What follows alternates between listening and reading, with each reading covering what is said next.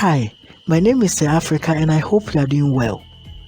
Many schools are moving online and Zoom is one of the common platforms being used for lectures, seminars and even student group discussions. Unfortunately, many students have no experience with Zoom. What I mean is that they have not used Zoom before. Zoom is a video conferencing software that allows you to have meetings face-to-face using videos, audios and even chats. In this video, I'm going to practically show you how to set up your Zoom on either your phone or laptop for lectures, group discussions, or seminars. As a student, the first thing you're supposed to make sure you have is internet connection. Then you open your Zoom on your laptop or phone. When you open your Zoom, Zoom gives you two options: join meeting option and sign in. As you can see on the screen, when you select the join a meeting option, Zoom gives you only one option, and that is to join meetings by other people. And what you need is to enter the IDs given to you by those people who set up the meeting or the personal link that has been sent to you. You also have to take into consideration whether to allow the video and the audio as well. When you select sign in, then you have to perform one of these two options.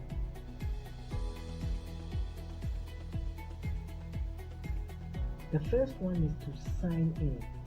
You sign in when you already have an account with Zoom, and that is to enter your email address and your password. And then you can also select whether to keep me sign in. The second option is sign up. When you select sign up, it means that you don't have an account with Zoom and you want to have one, and also get access to more other things that go beyond just joining meetings. So you're expected to enter your email address. You are supposed to enter a valid email address that you know the password, because they are going to send notification into it for you to activate your account. So there I enter my email. Let's see what the system is going to do. And the same thing will happen when you're also doing yours. Sign up.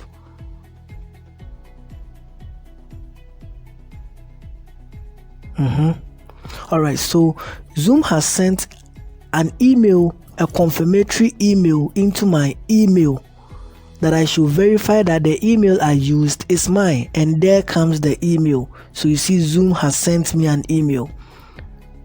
So I activate my account by clicking on activate.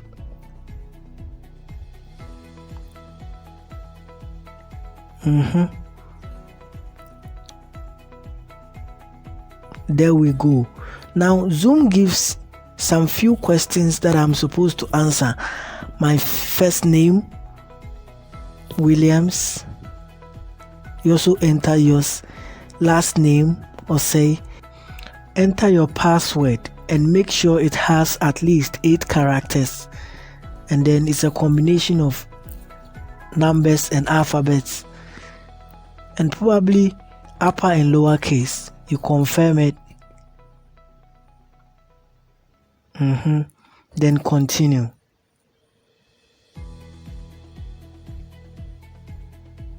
Alright. Choose to save or never. It is asking whether you want the browser to remember your password, so never.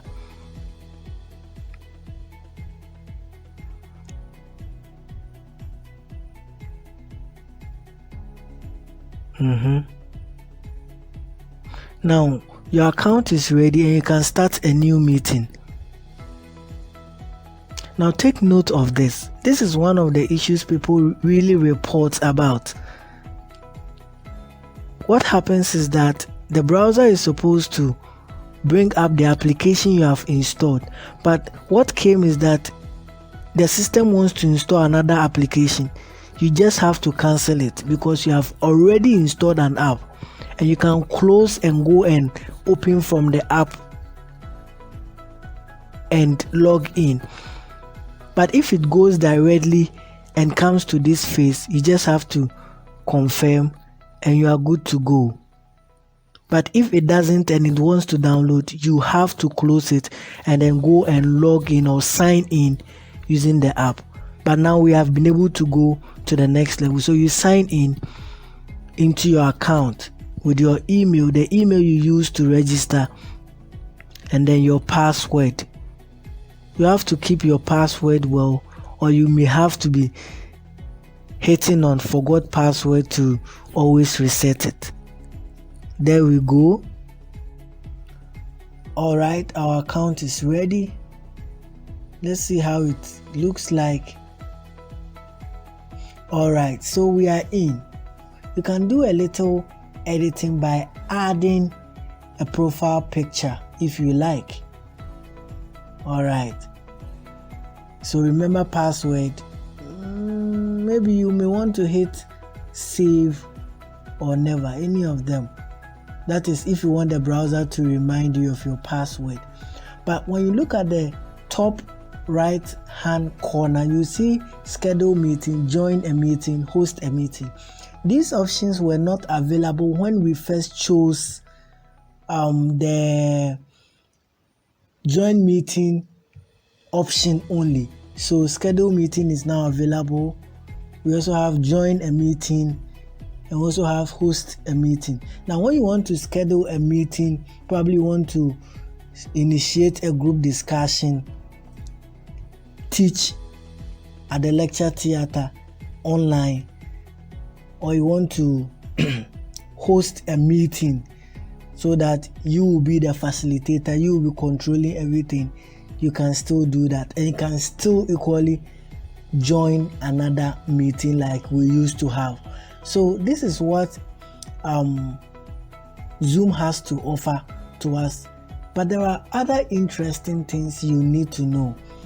In our next video, we are going to look at how to effectively participate in an online video class, how to ask a question, how to send a material, even how to show a whiteboard. If you want to write on a board, it is possible in Zoom.